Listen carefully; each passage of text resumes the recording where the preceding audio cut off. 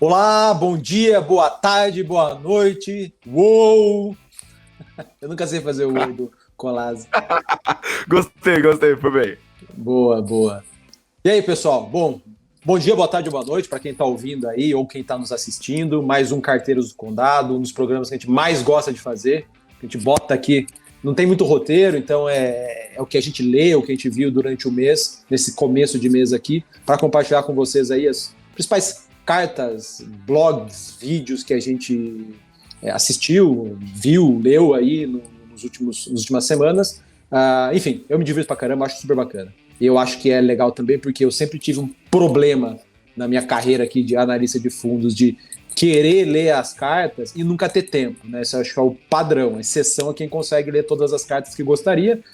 Através desse episódio, você vai ler pelo menos em uma hora e pouquinho, você vai conseguir ter acesso aí ao conteúdo de 8, 9, 10 cartas. Vamos ver se a gente vai conseguir varrer umas mais do que isso. Bom, sem mais delongas aqui, pessoal. Cola, Fonte, Dex, dá um oi pra galera aí. Boa. Bom, só complementando o que você falou, Samuca, que eu acho importante é que a gente lembra que a gente é youtuber, podcast, né?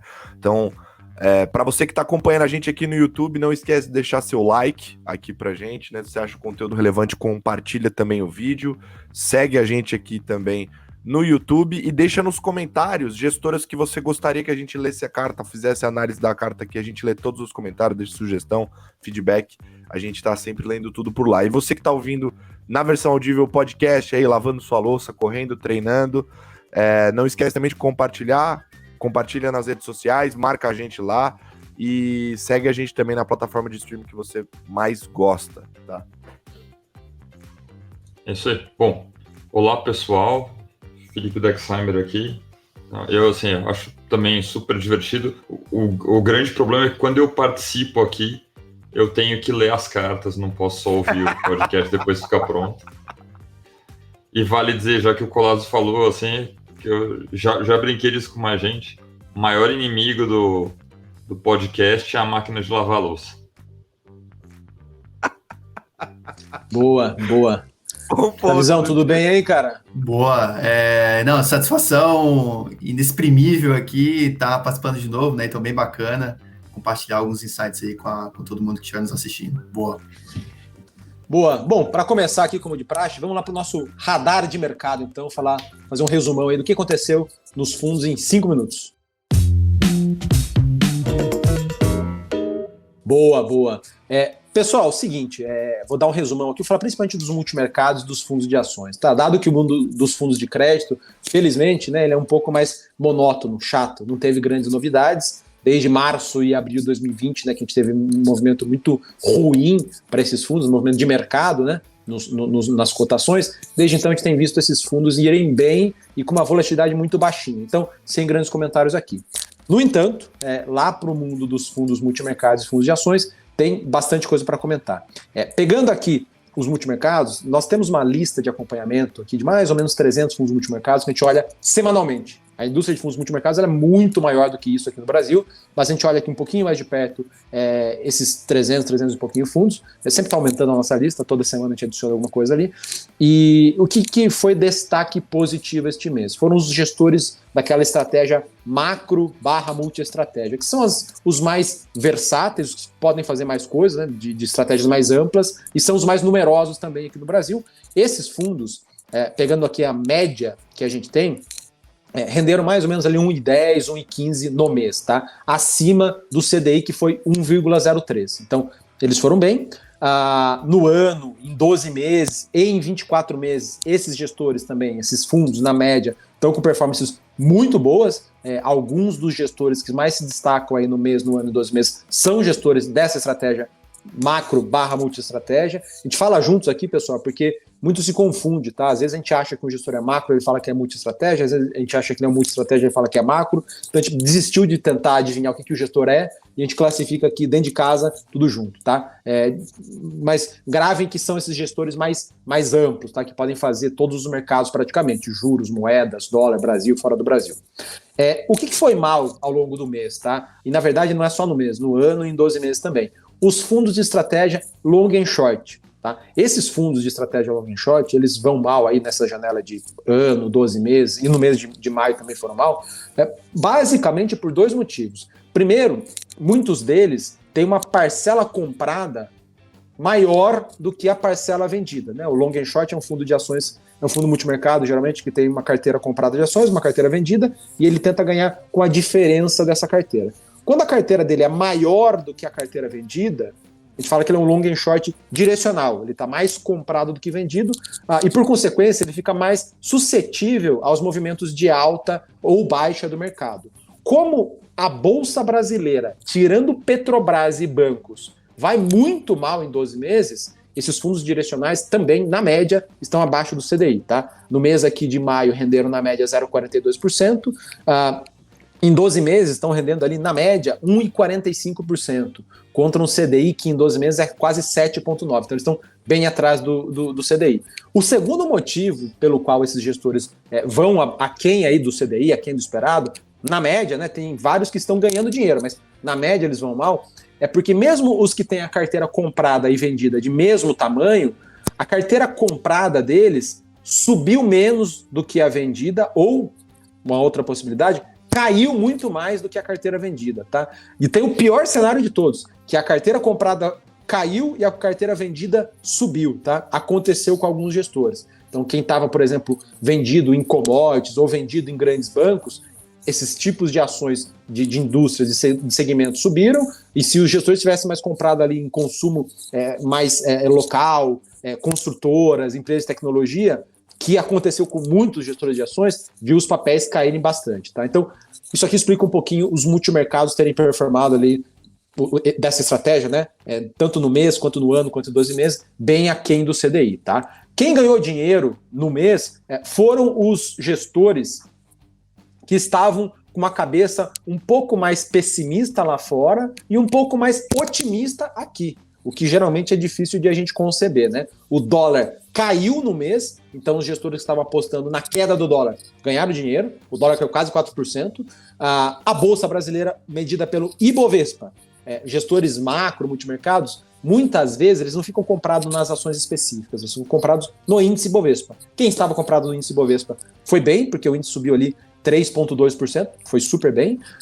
E também os papéis atrelados à inflação, né, NTNBs, dependendo do vencimento ali, o Tesouro IPCA, ele foi bem, tá? Então, esse é o resumo dos multimercados. E aí eu vou encerrar aqui essa parte do radar para a gente entrar para as cartas, falando dos fundos de ações, tá?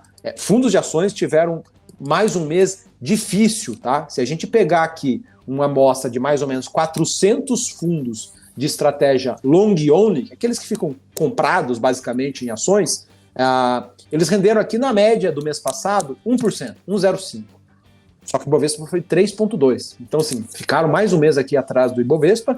E se a gente pegar o horizonte de 12 meses, esses gestores caem na média 18,2%, 18,3%, contra o Ibovespa que cai ali 11,8%. Então, assim, eles estão 6, 7 pontos percentuais atrás do Ibovespa em 12 meses. E até a janela de 24 meses ficou comprometida. Isso que mais incomoda a gente, tá? Nós que somos aqui tanto gestores quanto investidores desses mesmos fundos, incomoda que na média de 24 meses os fundos estão com 18% de alta e o Ibovespa está com 27%, quase 10% ali atrás do índice, tá? Enfim, isso é um resumo, não mudou muito nas carteiras dos gestores, né? Eles continuam sofrendo ali por terem menos exposição a commodities do que o índice tem, menos exposição a grandes bancos do que o índice tem. Não quer dizer que eles não têm commodities e bancos. Eles têm, mas não na mesma proporção que o Ibovespa carrega, tá?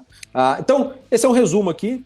E só para fechar aqui, a gente não vai comentar muito de internacional, tem uma carta que eu vou trazer aqui de fundo internacional, mas lá fora o cenário foi um cenário ruim, né? Menos negativo, mas foi negativo na média para renda fixa, foi negativo na média para ações, teve vários países ou regiões que ficaram ali no positivo, mas foi um positivo muito tímido, por exemplo, o S&P subiu 0,03, que é desprezível, né? Zero. Só que o Nasdaq caiu 2%.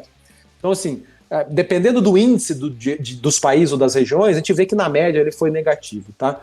Então é isso. Bom, feito esse preâmbulo aqui, queria passar para o Felipe Dexheimer abrir. Ele não estava no mês passado, o da Visão estava. Dex, puxa aí a primeira carta tua para a gente ouvir tuas considerações, por favor. Boa, legal, obrigado aí, então. Acho que assim, em geral, assim, eu peguei 3 cartas de gestores macros, eu confesso que eu tenho uma afinidade maior, e tudo tem girado muito em questão de quanto o Fed vai apertar os juros, em que pé a gente está desse processo, e até, né, a gente está aqui no dia da divulgação do índice de inflação ao consumidor nos Estados Unidos, que veio acima do esperado, a inflação, né, continua acelerando lá, e isso está fazendo o mercado cair hoje bastante. Então, um destaque aqui, tem uma coisa que eu acho até um pouco bruxaria estatística, mas que acaba tendo bastante relevância, começando pela carta da SPX, né, você teve, esse começo de anos, teve um aperto das condições financeiras, né, que já reverteu boa parte de todo o afrouxamento depois do Covid. E assim, condições financeiras é um negócio difícil de definir, mas assim, é tudo que ajuda a economia é um afrouxamento de condições financeiras. Então, quando o Banco Central sobe juros, isso é um aperto de condições financeiras. Quando a moeda, né, no caso do Brasil, quando o dólar se valoriza contra o real, isso é um aperto de condições financeiras. Isso piora o consumo da economia. Quando a gente olha para a economia americana, quando a bolsa lá cai, como um percentual muito alto da população americana tem exposição à renda variável, então a bolsa cair lá é um aperto de condições financeiras. Tá? Então é um índice bem amplo que está tentando prever o efeito de tudo que está acontecendo no futuro da economia, e esse índice está bem apertado. Outra coisa interessante que eles trazem, que eu acompanho até não com a mesma profundidade, mas assim, né, tipo, a gente está vendo aqui Bolsonaro, né, o governo querendo cortar impostos sobre gasolina, etc., para não afetar tanta inflação. E eles até comentam, cara, nesse momento, cortes de impostos para mitigar a inflação são a regra no mundo. Tá? O Brasil não está fazendo nada de diferente do que Europa, Estados Unidos, outros países emergentes, etc. E, inclusive, eles até comentam uma coisa que até surpreende a gente, né, que o Brasil tem sido extremamente ortodoxo do ponto de vista de controle da inflação. É um dos países que fez maior e mais rápida alta de juros, né? A gente já está com juro real ex-ante para o curto prazo na casa de 8%. A gente não fez nenhum excesso no campo fiscal, né? E até o déficit primário que eles projetam está 1,5% melhor do que antes do conflito entre Rússia e Ucrânia. Porém, por outro lado, né, que essa seria a notícia boa, mas a notícia ruim é que o Brasil está direcionado para um equilíbrio de juro alto, câmbio apreciado e baixo crescimento, que até eu acho interessante, que é exatamente o que a gente chama no nosso cenário de antigos hábitos, né, que a gente publica todo mês e que a gente entende que é o cenário dominante. Eles continuam tomados nas taxas de juros de vários países. Do ponto de vista de moedas, eles estão comprados em dólar contra uma cesta de moedas. E em renda variável, eles continuam vendidos em setores cíclicos e em índices europeus. Estão comprados em China. E no Brasil tem um pouco mais, ele é net vendido, né? Ou seja, tem mais coisas vendidas compradas, mas está vendido em tecnologia e no próprio índice, e um pouco comprado em consumo e transporte. E aí, assim, eles subiram 1,38 em maio, estão subindo quase 19% no ano. E no mês os ganhos foram em juros, nessas posições tomadas, e no ano dos 19%, 14,5% vem de posições tomadas em juros e 3,5% vem de moedas. É só um comentário aí que, de fato, a performance da SPX, acho que é até agora, né? Se fosse anualizar, né? Se fosse pegar esses 5 meses e supor que ia acontecer algo semelhante no resto do ano, seria de longe o melhor ano da SPX. É impressionante que, mesmo eles estando com um tamanho gigantesco, mais de 60 bilhões de reais em multimercados, com a performance espetacular, né? O fundo mais agressivo deles, que é o SPX Raptor, é para investidor profissional, é cota mensal, é super vivo fechado.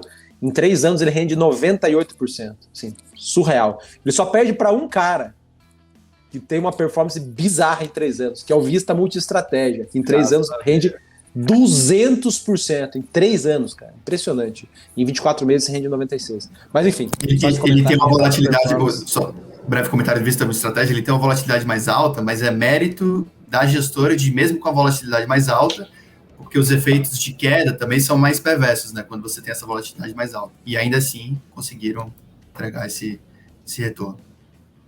De fato. Vai, manda ver então aí, ô Davizão. Tirou do mute. Puxa outra primeira carta aí pra roda, por favor. Boa, tá bom então. Vamos lá, eu vou comentar de uma carta, na verdade, de uma publicação, tá? Da gestora IP Capital Partners, para quem não sabe, é uma das primeiras gestoras independentes do Brasil, gestora focada em ações, nessas estratégias long only, tanto no Brasil quanto fora, e eu acho que é bem interessante, acho que primeiramente falando da gestora, né?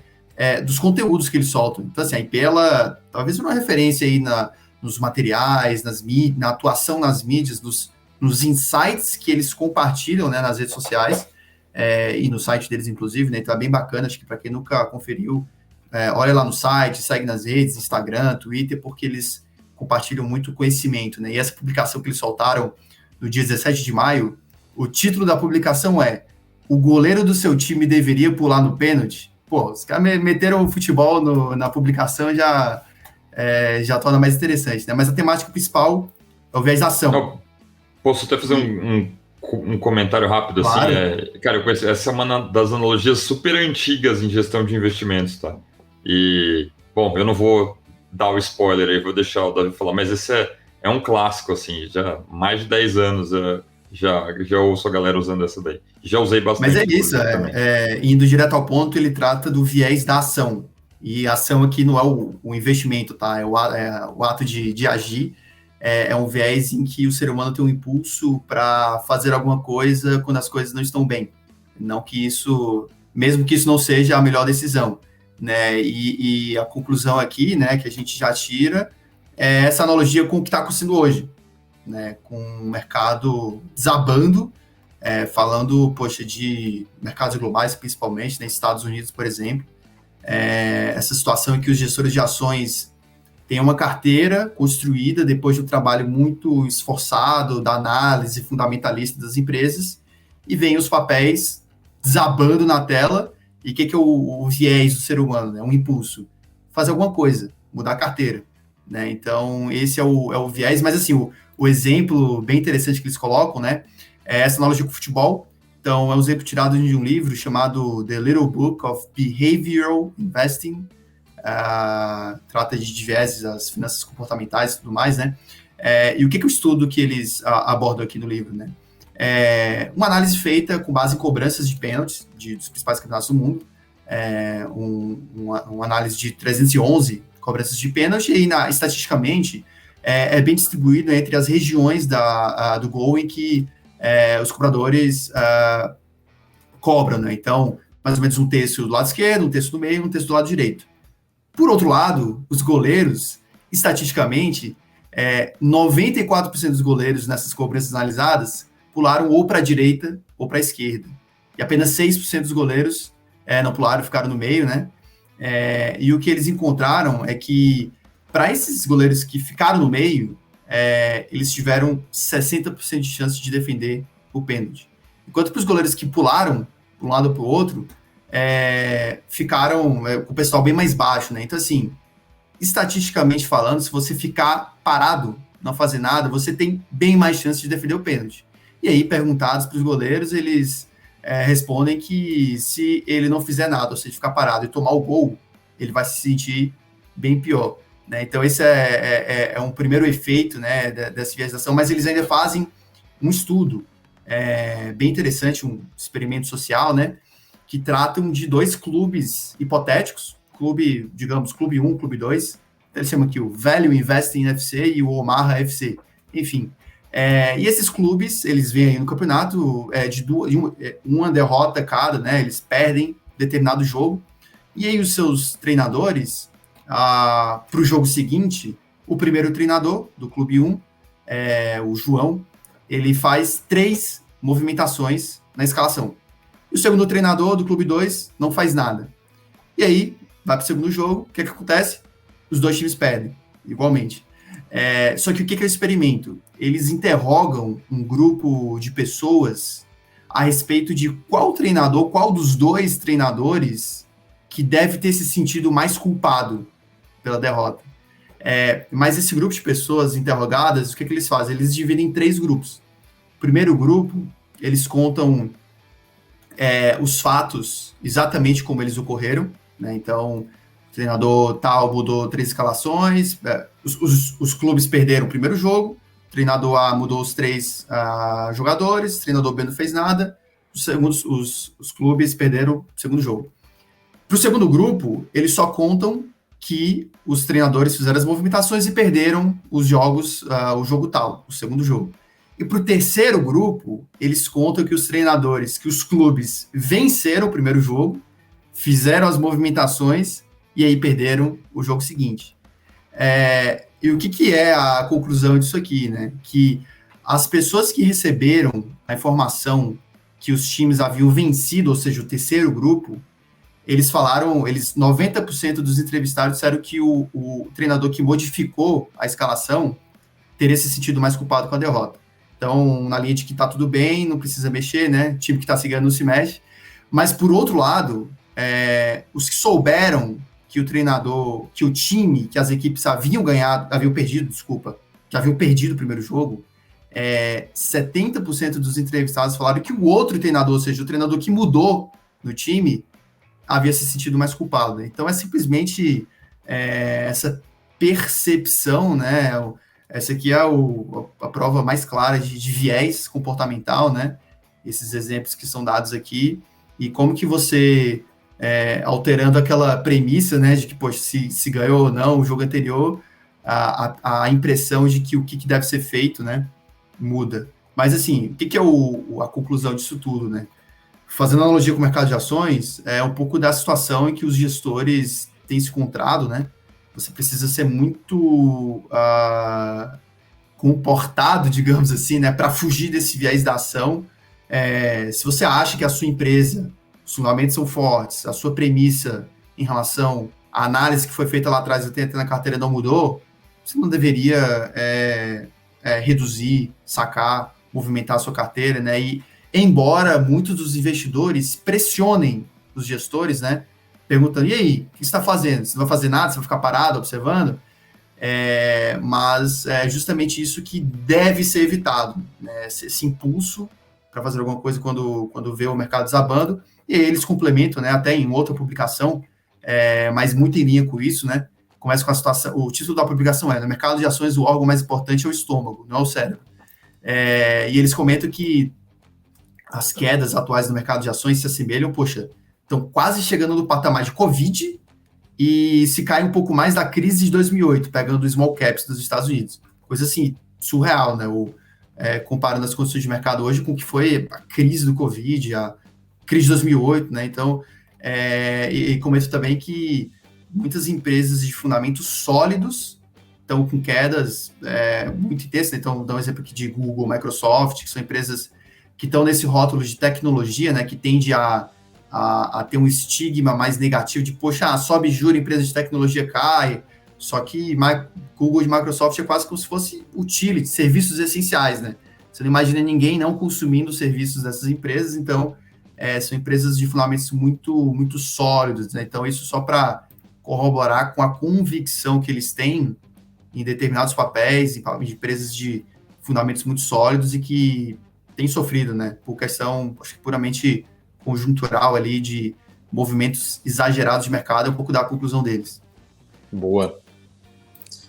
Cola, vem pra mesa. Tem um link perfeito aqui para essa carta que o Fonte leu, que é a carta da Alpha Key. A Alpha Key soltou uma das cartas aqui que a gente tem aqui um compromisso implícito dentro do Carteiros, que é trazer pelo menos uma carta nova sempre, de alguma gestora que nunca foi falada. Estou trazendo a da Alpha aqui, que é uma casa focada em ações, em equities, aqui no Brasil. E eles fizeram uma carta super curta, são 2 páginas de texto em si, onde eles explicam justamente esse momento e corroboram com essa ideia que o Fonte trouxe na outra carta, sobre as pessoas não pararem para olhar de fato para as empresas, né?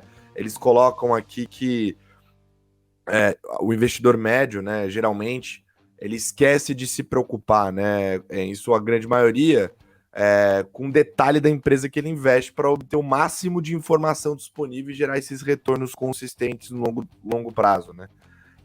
E, na verdade, ele coloca que as pessoas físicas fazem o contrário, né? Ele usou aqui, tem uma palavra curiosa, elas ficam inebriadas com o CDI e com retornos nominais de 2 dígitos, sendo que a inflação também está em 2 dígitos.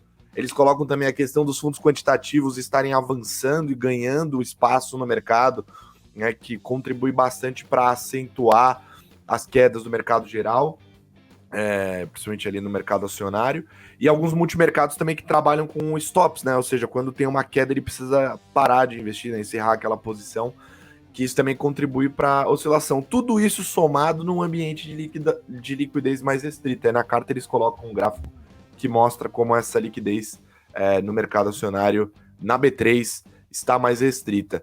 Na contramão de tudo isso, né, e aí, obviamente, eles usam isso para fazer um merchan deles, né, mas eu acho que é o caso de muitos investidores e muitas outras casas, né, a Alfa aqui foca nessas empresas, está enxergando muitas oportunidades assimétricas, poucas vezes vistas nas últimas décadas, e focando realmente em olhar para as empresas. E aqui eles também colocam os principais setores que eles têm na carteira, né?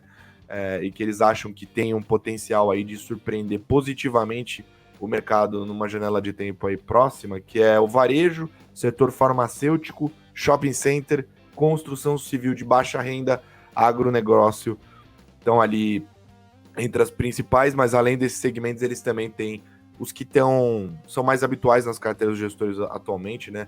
Setor elétrico e commodities. Achei legal eles mostrarem essa questão aí desses setores mais domésticos, que são setores que têm apanhado bastante aí, não tem tantos gestores posicionados, justamente pelo que o Fontes citou, né? Esse momento do mercado tomando muito resgate, fica difícil você ficar posicionado nesse tipo de empresa que, na média, tem menor liquidez ali dentro da nossa bolsa, né? E eles ressaltam também que nesses últimos 5 anos de existência, que eles seguem praticando e aprofundando esses processos sem styles drifts, né, e mudanças radicais na filosofia de investimento, né? Então esse foco de você seguir fazendo aquilo que você acredita, né? Tem até alguns gestores que sentam na mesa de stock pickers e acabam falando que esse value investing às vezes é um exercício de fé, você precisa se manter na fé, né? Acho que essa carta fala muito sobre isso, de ter essa fé no investimento de valor, em focar em olhar a empresa, e o quanto isso pode ser bom, já que você está na contramão, né? O mercado aí mudando bastante. Cola, só conta pra gente aí o que é Style Drift. Perfeito, meu querido Dexa. Adorei que você puxou aqui para fazer uma explicação super importante dos nossos conteúdos. Style Drift é quando o gestor ele muda o estilo de investimento dele, né? Então imagina que, vamos supor que ele hoje é um investidor de ações mais fundamentalista, focado ali nas empresas, e aí agora ele começa, além de operar isso, operar moedas, por exemplo. Isso aí seria algo, de certa forma, estranho, né? Porque não é expertise dele, se ele não contratou ninguém para fazer isso, fica uma situação que é duvidosa, que pode comprometer o resultado do fundo, inclusive é um dos flags que levantam ali para quem analisa fundos, para eventualmente sair desse investimento. Boa. Bom, pessoal, vou trazer uma carta aqui um pouco diferente também, que do tradicional, né, do macro e de ações, que são fundos de crédito lá fora, né, os fundos de renda fixa internacional, justamente porque o mês foi bem... o mês foi ruim, né, mas o ano está ruim para essas gestoras em geral. E tem uma gestora que está se destacando positivamente bastante aí no mês, tá? No ano, desculpa, que é a Oaktree. A gente acho que já comentou da Oaktree em ocasiões passadas aqui, e saiu uma carta traduzida para o português deles recentemente. Tem lá os memos, né, do Howard Marks, que são temas mais amplos, mais longos, e tem a carta mensal mesmo deles, que o pessoal da Gama e Itajubá traduz, tá? E assim, alguns comentários aqui muito breves dessa carta. A carta ela é pequena, recomendo para quem tem investimento dê uma olhada, e para quem não tem, recomendo que leia também. Eles comentam um pouco do mercado de renda fixa que teve dois momentos durante o mês, né? Até o meados de maio, o mercado estava bem pior, tá? O S&P estava caindo pra caramba, as bolsas europeias, as rendas fixas lá fora estavam bem negativas, e da segunda metade, dos últimos 10 dias ali de maio, teve uma reversão importante nos mercados. Porque o que aconteceu, tá? E os gestores locais meio que falaram isso também. Antes, prevalecia no mercado somente o temor de inflação alta. E aí, por consequência, o Banco Central americano ia ter que subir juros, ia ter que apertar as condições monetárias. Um segundo temor que agora está aqui circundando o mercado é, poxa, mas se o Banco Central americano, se o Fed começar a apertar muitas condições econômicas, pode ser que a economia americana entre em recessão e isso aqui possa puxar o resto do mundo, ou não, se não para recessão, para uma desaceleração econômica forte. E aí o mercado é muito complexo de se operar, né? Por isso que a gente recomenda que vocês deleguem a profissionais. Tem o ovo e a galinha agora, né? Poxa, se o Fed não subir os juros, a inflação não vai ser domada, mas se ele subir os juros demais, a economia pode cair, pode entrar em recessão. E talvez a gente veja as duas coisas acontecendo. Então isso aí tem ditado os rumos do mercado, tá? E a Oaktree, por que ela estava conseguindo o fundo chamado Oaktree Global Credit, que é um multi-estratégia de crédito lá da Oaktree, por que ele está conseguindo ficar relativamente bem no ano, tá? Ele cai no ano... Cadê no ano? Ele está caindo aqui 1,42 no ano, tá? A versão aqui em reais brasileira, ao passo que os índices de renda fixa lá fora caem 10, 11, 12%, tá? Por que eles caem muito menos? Grande parte da carteira deles, mais ou menos 60%, está alocada em títulos pós-fixados, o que não é, assim, de longe, não é o padrão do mercado internacional de renda fixa. O padrão são títulos pré-fixados. E assim como acontece no Brasil, acontece no mundo inteiro, quando você tem movimentos de alta de juros pelos bancos centrais e você tem títulos pré-fixados, os seus títulos pré-fixados sofrem, eles ficam negativos no primeiro momento, tá? Então isso acontece com esses mercados em geral, por isso que eles caem 9, 10, 11%, mas a Oaktree, como ela estava mais pessimista já há mais tempo, eles protegeram uma boa parte da carteira, mas em maio especificamente eles foram um pouco piores, né? Eles caíram ali 1,19 no mês de maio, justamente porque esses ativos aí mais pós-fixados, que estavam sofrendo muito pouco, tomaram finalmente aqui um primeiro tiro também, tá? Todo o resto do mercado caiu e essa classe específica de senior loans, tá? Ou empréstimos sêniores, a tradução porca aqui para português, estava um pouco mais defendida, mas esta classe especificamente sofreu também ao longo do mês, foi o pior mês desta classe desde março de 2020 e com isso eles caíram, tá? Então, só que um pouquinho do resumo e para finalizar aqui, para falar o que a Oaktree está fazendo, tá? De novo, ele é um multi-estratégia de crédito, tem várias estratégias que a gente nem sabe o que quer dizer aqui no Brasil. O DEPARA, ele não é tão óbvio, tá? O que eles falaram que estão fazendo no portfólio? Eles estão otimistas com uma classe específica que é chamada de CLO, ou CLOs, que é o Collateralized Loan Obligation.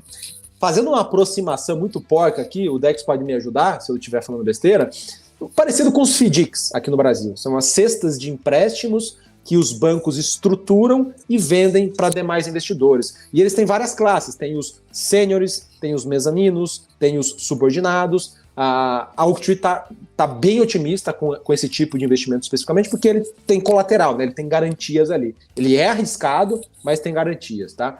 E eles estão aumentando aos poucos a alocação em crédito de mercado emergente, tá? O que a gente não tem visto em outras casas, muito gradual, eles estão aumentando a alocação em mercados emergentes, os índices de mercados emergentes caem 13%, 14% no ano, caem bastante, tá? Então eles estão começando a ver algum valor ali, principalmente Ásia, tá? Que é onde eles têm uma cobertura maior, e eles estão reduzindo um pouco, Dex, escuta essa daí, eu não tinha falado contigo, eles estão reduzindo um pouco o high yield. Porque, no relativo, como eles operam várias outras classes mais ilíquidas não, com menos liquidez, eles estão vendo um valor melhor nessas outras classes com um pouco menos de liquidez do que no high yield, tá? E a última informação aqui do portfólio deles, esse dado aqui é bizarro, tá? O rendimento médio da carteira do fundo lá fora, em dólares, tá ali rodando entre 8% e 9% em dólares. o que é alto pra caramba, tá? Quem investe lá fora há mais tempo, ou quem investe lá fora há algum tempo, sabe que 8, 9% em dólares é muito alto. Quando você converte esse rendimento em dólares para reais aqui, tem uma operacional aqui que eu não vou entrar no mérito, o rendimento médio dessa carteira hoje, se tudo ficasse constante, se todos os créditos fossem pagos, se o mercado parasse de se movimentar, o rendimento dessa carteira hoje seria mais ou menos 20%. Nós estamos falando de um fundo que tem liquidez semanal, tem sim, centenas e centenas de ativos, não tem concentração, podendo te entregar aí ao longo dos próximos 12 meses, se tudo mais constante, 20%. Então, assim, tá com um carrego, né, com um rendimento potencial bizarramente alto, tá? Dada a característica desse fundo. Eu vou fazer o comentário que eu sempre faço, que é quando você troca as moedas, você tem que trocar as taxas de juros entre os países também. Então é isso, no final você, quando você pega 8% ao ano em dólar, paga a taxa de juros americana, hoje está na casa de 2, 2,5%, e recebe a Selic inteira, né? Então o 8% ao ano em dólar vira alguma coisa como CDI ou Selic mais 5,5%, 6% ao ano. Até mais, Dex, porque a Selic está em 13%. Mas o cupom cambial está em 2,5%. Então, mas pegando nesse caso do Oaktree, né? Você pega lá o rendimento, né? Vamos chutar que seja 8%. É mais, mas vamos fazer a conta com 8%. Cupom, 2,5%. Aí você vai para 5,5%, correto? 5,5%, mais o CDI. Mais o CDI de 13%, tá dando 18,5% quase. Exato, é isso aí. Boa. É isso aí. Justo. Boa. Bom, manda ver então, sua próxima. Já aproveita aí. Boa. Então a gente volta, né, aos grandes temas macro, acho que tem um complemento interessante, mas está falando aqui da Absolute.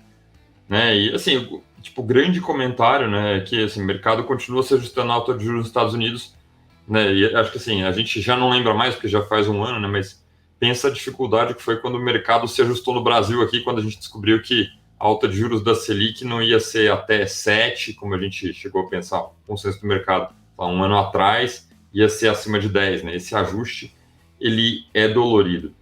E na contramão, e eles até dão um destaque, né, a China está dando novos estímulos, né, a China está um pouco na contramão do mundo, especialmente por causa dos lockdowns em relação ao Covid, que eles têm lá a política de Covid zero, e no final, né, você ainda tem os efeitos inflacionários aí da guerra entre Rússia e Ucrânia. Eles acham que no final, assim, mesmo, né, que você tenha um aperto de condições financeiras já nos Estados Unidos que eu falei, dificilmente o Fed vai poder desacelerar o ritmo de alta de juros, e acho que esse número de inflação lá que saiu hoje está um pouco nessa linha. No Brasil, eles comentam que a inflação de curto prazo continua forte, tem forçado um pouco a mão do Banco Central. Eles acham que no Brasil a gente vai ter uma leve recessão por causa, né, de tudo que está acontecendo no ano que vem, uma contração perto de 0,5% do PIB. Eles reduziram as posições mais pessimistas, que era o tomado na curva de juros americanos e vendido na Bolsa Americana. E agora eles ainda continuam, mas bem menor. E agora eles têm uma pequena posição comprada em Brasil, assim, né? Então eles um pouquinho mais de otimismo, mas comentam que estão com o risco do fundo muito baixo, né? Que acho que é um comentário, é uma coisa que a gente vê um pouco no sul também. Muita gente já não está mais tão assimétrico para nenhum lado. Assim, o fundo subiu 1% em maio, mais com ganhos em bolsa, né? Que era a parte vendida. No ano está subindo 7,7% aí, sendo que os dois principais ganhos são juros, que é alguma coisa como 3%, e bolsa, que é juro tomado, né? E era bolsa vendida alguma coisa como 0,8%. Um breve comentário aqui da Absolute, né? Eles têm um perfilzão um pouquinho mais de giro, né? A gente chama aqui de trading, né? Eles têm vários gestores ali tomando risco, né? O Fabiano Rios, ele é o capitão, mas é uma casa bem mais tática, de fato. E às vezes a gente vê até um viés um pouquinho mais otimista, mas mês que vem pode mudar. Como a maioria dos fundos macro, inclusive, né? Mas eles estão com um histórico muito bom mesmo. Desde 2013 ali, os fundos macro deles vão, assim, uma performance bem diferenciada, não em termos de ser o melhor retorno do mercado, ele é muito bom, ele não é o melhor igual a Vista, o SPX Raptor, mas as quedas que eles têm, quando eles caem, são quedas muito comedidas, então o risco-retorno deles é muito bom. faz parte do Selection Multimercado e do Selection Multimercado Plus, por exemplo. Bora lá? Boa, Samuca. Cola da visão? Da visão. Próximo material que eu conferi aqui ao longo do mês, né, é o relatório mensal de pesquisa econômica da ANEEL Investimentos. A ANEEL, que é uma gestora também bastante tradicional, multiproduto, mas que esse material é mais associado com a parte multimercado, né, a célula multimercado deles. Eles têm um fundo multimercado, mas o que me chamou a atenção do material, assim como a carta lá, o material da IP, é o título. Então, o título desse relatório se chama Quando Deixamos de Entender o Mundo, assinado pelo economista-chefe da ANEEL, Luciano Sobral, e ele começa fazendo analogia da situação de mercado em que a gente está vivendo hoje com o que, por exemplo, os cientistas no passado, né, eles passavam quando tinham descobertas, quando ocorriam grandes descobertas no âmbito da física, química, matemática, no sentido de que você achava que o mundo funcionava de uma forma, vinha alguma grande descoberta e aí te provava o contrário, digamos assim. Então você ficava sem entender, né, o que estava acontecendo no mundo, né, para essas pessoas que tinham grandes convicções em determinado campo da ciência, né? Mas a analogia aqui, né, é muito mais na linha que ele explica no relatório, de tentar entender o que está acontecendo com a inflação. Inflação é um tema que a gente já vem falando bastante, né? Todos os gestores, tema unanimidade, que é dos temas mais relevantes para o cenário macro de hoje. Mas o trabalho do economista, né, é o de fazer um trabalho de pesquisa macro, fundamentalista, muitas vezes, né, e com base no conhecimento das relações de causa e efeito do mercado, ou seja, poxa, quando a inflação está dessa forma, o Banco Central sobe juro, quando o juro sobe, a economia desacelera. Relações como essa levam às convicções dos economistas, né? Então, existem infinitas, aqui é o trabalho deles de entender a essência, o comportamento do mercado, como que as coisas funcionam em sua raiz e, com base nisso, prever a inflação. E o que está acontecendo? Ninguém está conseguindo prever a inflação. Então, o que eles comentam aqui é que mesmo países em diferentes estágios, diferentes condições econômicas, por exemplo, estágio do ciclo de política monetária, força ou fraqueza da atividade econômica, valorização ou desvalorização da moeda, grau de abertura da economia, exposição ao conflito na Ucrânia, né? Ou seja, tudo são fatores que podem mudar a dinâmica econômica de um país. E o fato é que, independentemente disso, a inflação no mundo, de todas essas economias, no mês de abril, por exemplo, acelerou de um nível assim que surpreendeu, né? Então, existe uma grande dúvida, pegando no caso do Fed, né, em relação a o que vai ser essa inflação nos Estados Unidos, a persistência dessa inflação e se é muito mais um efeito defasado de todos os choques que houve de questão dos estímulos fiscais que foram dados, disrupções de oferta, deslocamento da demanda de serviços para bens, alta de commodities, né? Tudo isso tem um efeito que dura, né?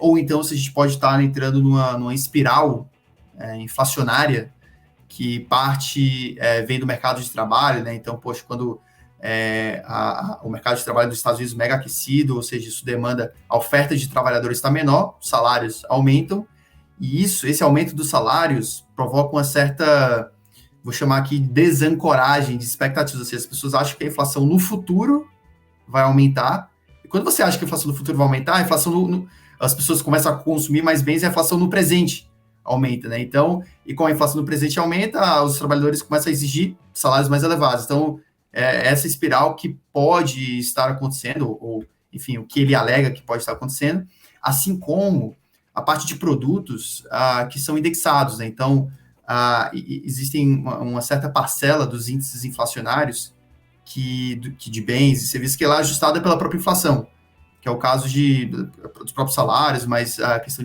de combustíveis, alimentos. Existe um grupo de itens que são atualizados, corrigidos pela própria inflação. Então, se a inflação aumenta, esses itens também aumentam. Você fica nessa espiral né, nessa indexação que pode ser muito perversa para a economia. Então, esse dilema que o economista ele tem hoje esse trabalho é muito difícil, né, mas era tudo isso para exemplificar um pouco da mensagem dessa carta, do quão difícil é o trabalho do economista hoje, né, de tentar prever a direção, a persistência da inflação, né, e como que isso vai impactar as diferentes economias.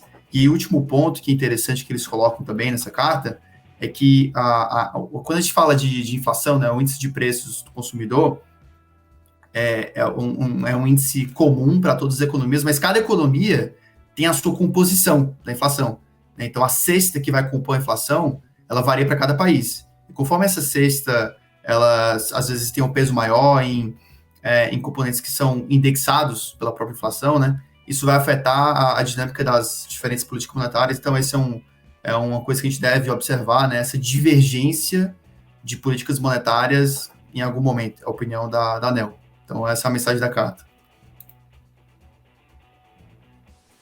Boa. Vou fazer 2 em 1 aqui, para a gente conseguir entregar o máximo de carta. Então, beleza. A primeira carta da Dália que eu sempre trago aqui, e, bom, o Carteiros não substitui as leituras das cartas, a gente só traz aqui algumas visões principais para vocês. Então, recomendo que vocês leiam, porque eles fizeram uma leitura muito legal sobre o soft landing, né, que é uma das coisas que o Dex trouxe ali nas cartas dos multimercados.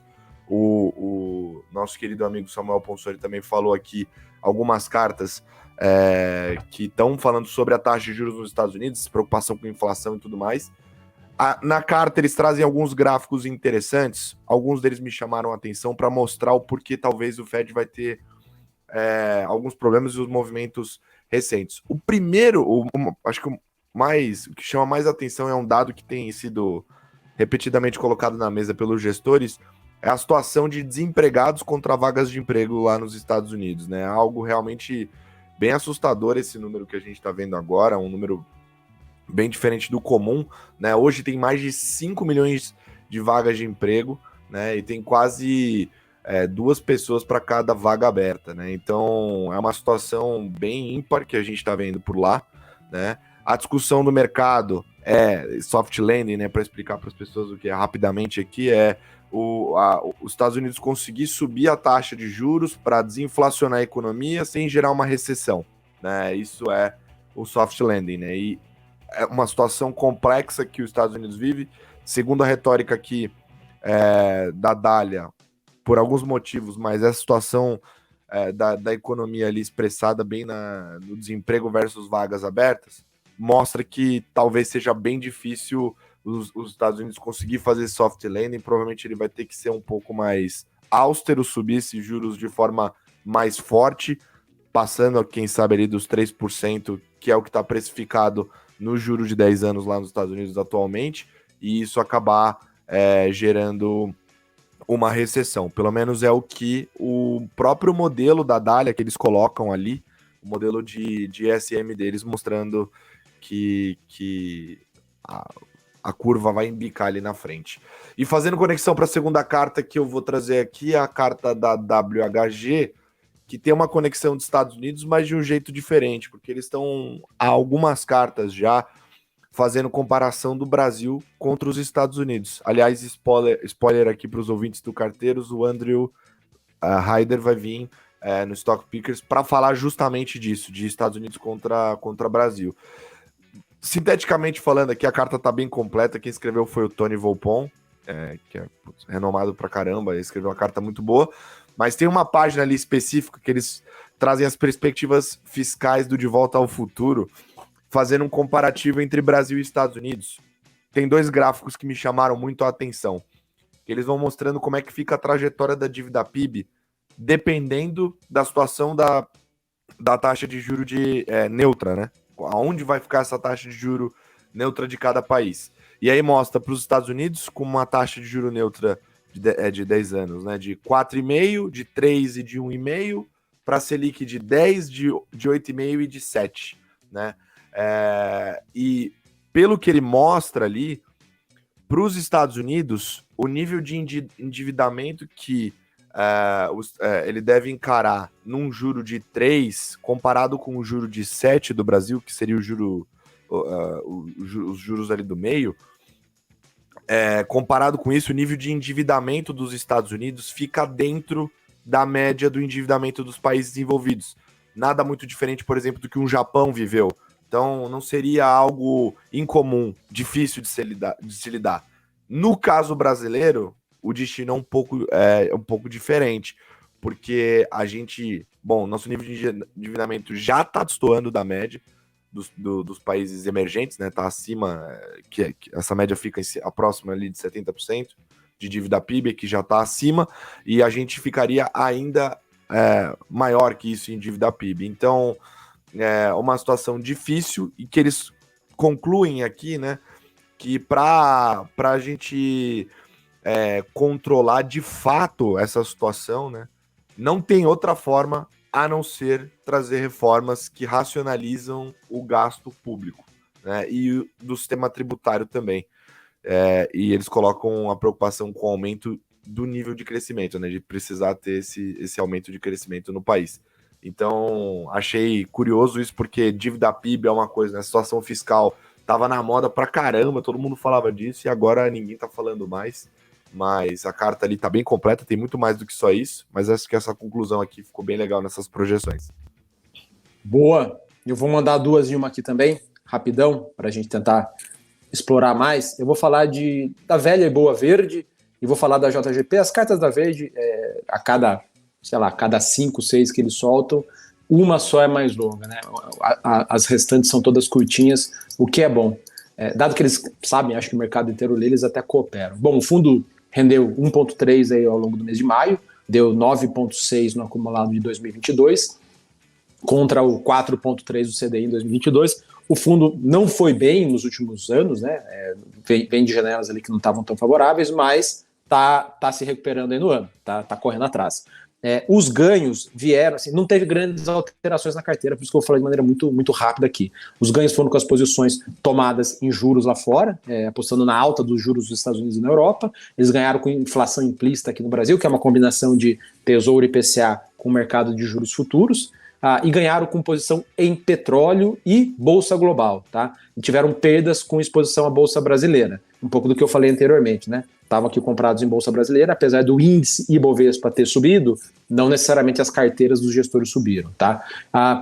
Fala um pouco do cenário aqui, tá? Não tem nada de tão relevante, de uma visão muito diferente do mercado. O que dá para tentar entender a cabeça deles é o posicionamento atual, tá? Como que eles estão posicionados, ou como que eles continuam posicionados. Eles reduziram um pouco essa exposição, apostando na alta dos juros dos Estados Unidos e na Europa, tá? Então, alguns gestores já vislumbrando que o Fed talvez esteja mais próximo do fim do ciclo, né, do que está precificado no mercado. Até corrigir aqui, tá? O Fed começou a subir os juros, só que o mercado já está precificando todo o ciclo. Então, pelo que está precificado no mercado já, alguns gestores acham que não tem muito mais para ganhar. Então, alguns gestores ou estão saindo dessa posição apostando na alta dos juros, ou estão reduzindo, tá? No caso da Verde, aqui eles estão reduzindo. Eles continuam comprados nessa posição de inflação implícita no Brasil. Então, para quem acha que a inflação implícita está alta, a Verde aqui acha que pode subir mais. E continuam comprados em petróleo. Para quem acha que o petróleo já subiu tudo que subiu, não só a Verde, tá? Legacy, a SPX não lembro, Odex, se você comentou que eles estavam comprados em petróleo. Eles falaram lá energia? Eles comentam que não tem mais. Assim, eu tô tentando puxar, tá? Eles comentam que não tem mais muitas posições relevantes em commodities. Pois é, então a SPX não, mas a Legacy, a Verde, a JGP que eu vou comentar, tem uma série de gestores, a Vista também, que hoje a gente vai pular, a gente comentou deles nos últimos episódios, são casas que continuam apostando aí na alta do petróleo. Então, a Verde também está, e ele coloca aqui na carta que ele iniciou uma alocação comprada em real, ou seja, posição vendida em dólar. Acho que o dólar vai mais para baixo ainda, tá? Então, esse é o resumo aqui da Verde. E o resumo muito rápido também da JGP. A carta da JGP, para quem eventualmente for ler, a gente vai disponibilizar os links no Telegram lá do Stock Pickers. Ela é uma carta de 23 páginas, porque eles colocam a carta da área de crédito, da área de multimercado, da área de ações, tudo num documento só. Eu vou comentar aqui da parte de multimercado só, tá? Eles dão, assim, as primeiras 4 páginas, as primeiras 3, na verdade, eles falam um pouco do resumo do que foi o mercado, não tem muita visão deles, né? Um pouco do resumo do que aconteceu, para tentar entender a visão deles, que é um fundo, os fundos multimercados da JGP, eles não têm a figura de um grande gestor que dita os rumos do fundo. Pelo contrário, eles têm vários tomadores de risco, é o tal do multi-estratégia, tá? Então, o que eles mostram aqui é a soma de todos esses gestores, o que deu no final do mês. No final do mês, eles estavam, eles ganharam dinheiro, né? Comprados em real também, tá? Estavam vendidos em dólar. Essa posição foi uma posição que prejudicou bastante a JGP no ano passado. O ano de 2021 foi um dos piores anos da estratégia de multimercados da JGP. Um dos grandes detratores de performance foi o real, né? Comprar real contra o dólar. Mas deixa eu falar aqui das posições. Deixa eu falar da contribuição. Posições, tá? Em maio, eles ganharam dinheiro com os books de câmbio, né? Essa posição que eu falei de real, Bolsa Internacional e commodities. Como que eles estão em moedas? Eles mantiveram a posição comprada em real e também eles estão comprados em euro e peso chileno. Coisas muito específicas aqui, tá? Em bolsa, em renda variável, eles mantiveram posições vendidas na bolsa americana, tá? Lembrando que eles giram muito também lá, tá? A JGP tem esse perfil de trading, tá? A bolsa americana chegou a cair bastante, chegou a cair mais de 5% ao longo do mês. Então eles ganharam dinheiro com isso daí. Ganharam dinheiro vendidos em bolsa alemã também. E tem posições táticas compradas em bolsa brasileira. Em commodities, eles seguem com posição comprada em petróleo, como eu tinha falado aqui anteriormente. Na parte de juros no Brasil, eles tiveram ali mais operações táticas, tá?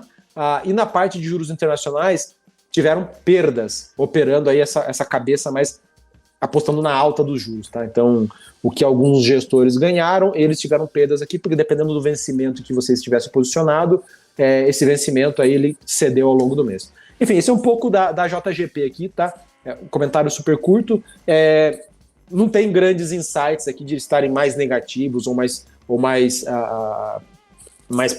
otimistas. Sim, tem sido mais táticos nas posições, mas nessas posições táticas elas têm parecido muito com a de outros gestores, como commodities que eu falei, petróleo especificamente, Bolsa Americana visão um pouco mais pessimista, juros dos Estados Unidos visão um pouco mais pessimista. Enfim, bora lá. Cola, bora mais ou bora para o momento cultural? Eu fechei. Eu tinha mais uma carta que é de Legacy que você comentou, então eu vou fazer um comentário super curto, assim, só que é diferente. Manda ver.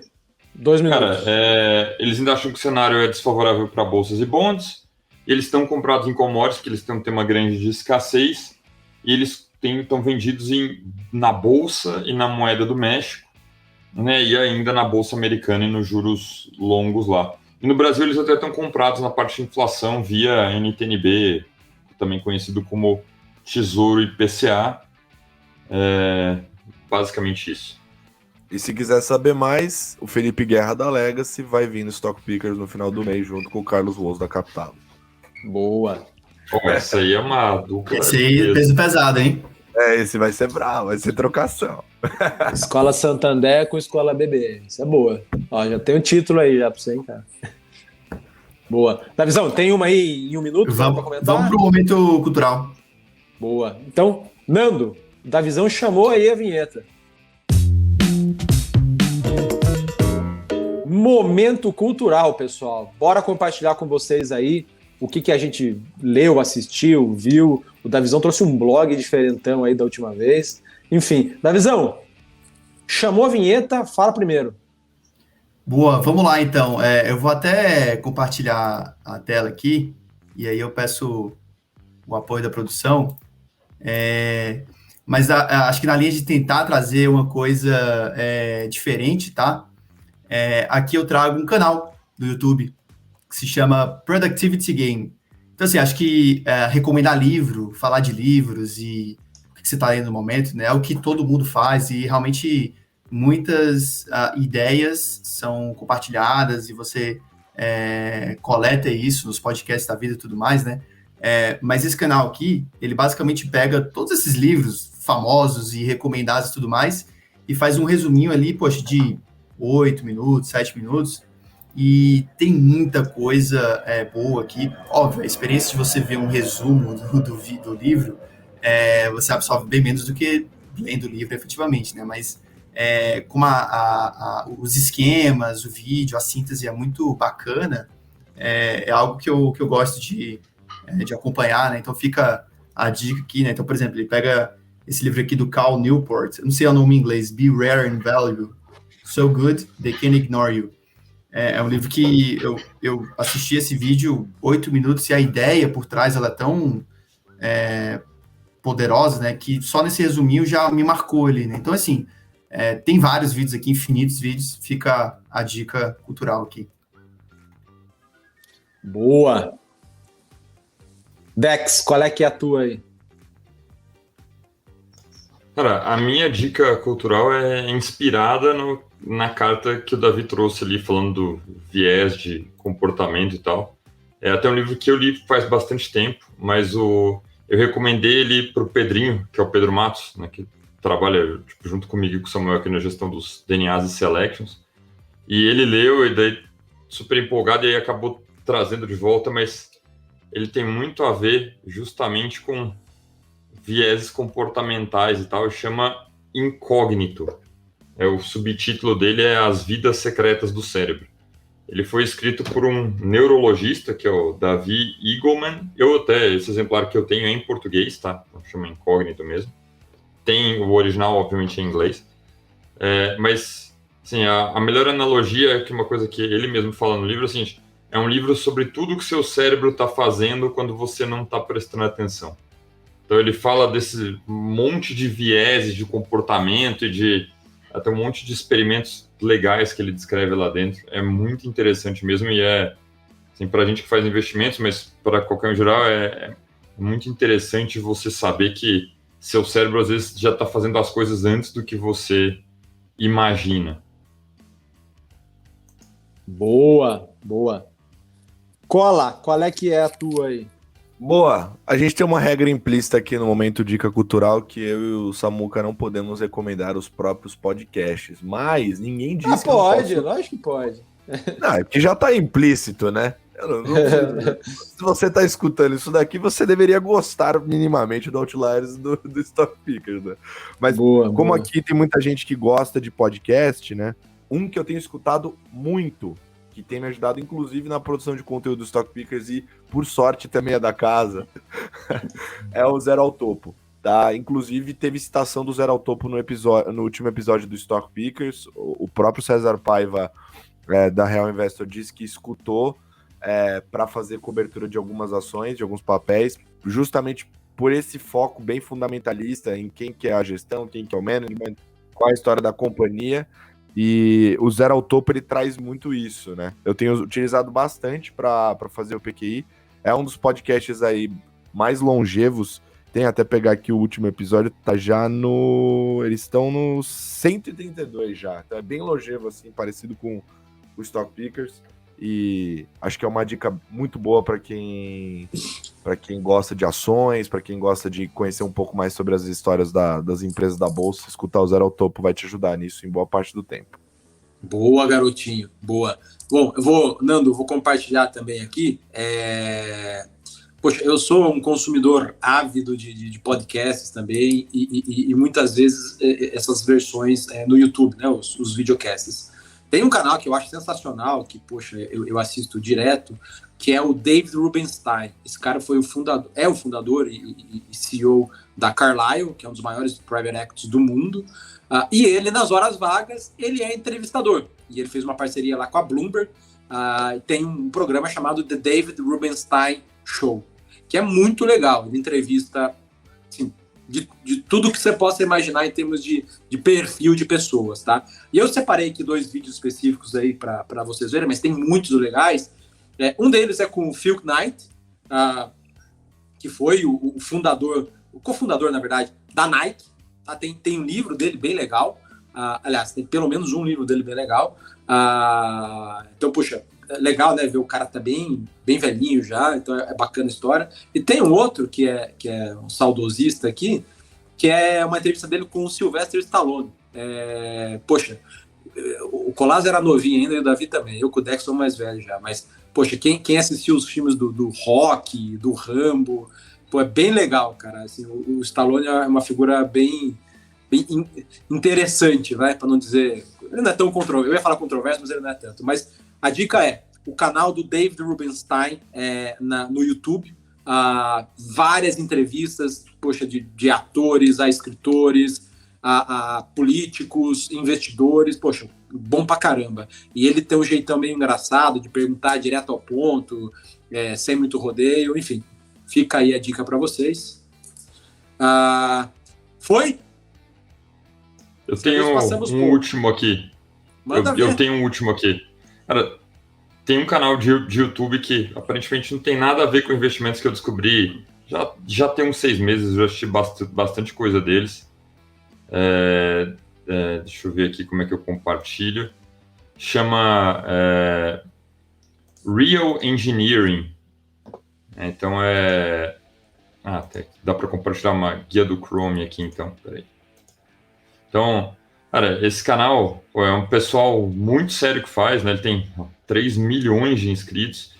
E ele, do ponto de vista sempre de engenharia, né? Então ele ataca várias coisas, né? Você pode falar, pô, mas o que isso tanto tem a ver? E assim, ele tem tanto coisas mais, né, tipo, bem técnicas, né? Então tá aqui, por que a SpaceX está usando metano, né? Que é um combustível que foi pouco usado, mas... e até, como é que funciona o Javelin lá, que é o míssil antitanque que, né, fez um estrago nos tanques russos. Mas ele tem muitas coisas que são legais até do ponto de vista de investimento. Então, tem esse vídeo aqui que é super legal sobre carbon taxes, né, que são os impostos sobre o hidrocarbonetos. Aí tem o problema em você fazer energia solar em larga escala. Ele comenta sobre biocombustíveis, eu não vou achar agora, mas ele tinha um vídeo muito legal também sobre... aqui, ó, que é esse aqui. Os economics, né, como de energia nuclear. Então tem várias coisas muito interessantes, assim, tanto do ponto de vista de coisas mais técnicas de engenharia, que para quem é curioso é legal, quanto até do ponto de vista econômico, ali, por que não se faz mais energia nuclear numa escala tão grande? Quais são os problemas comparado a fazer termoelétrica e tal? Então é muito legal. Assim. Show de bola. Bom, e com essa última dica aí, encerramos o Carteiros de Junho. Pessoal, obrigado, Davizão, Dex, Cola, mais uma. Nos vemos mês que vem. Obrigado, prazer é meu. Valeu, beijo. Até mais, Satisfação, pessoal. Valeu, pessoal.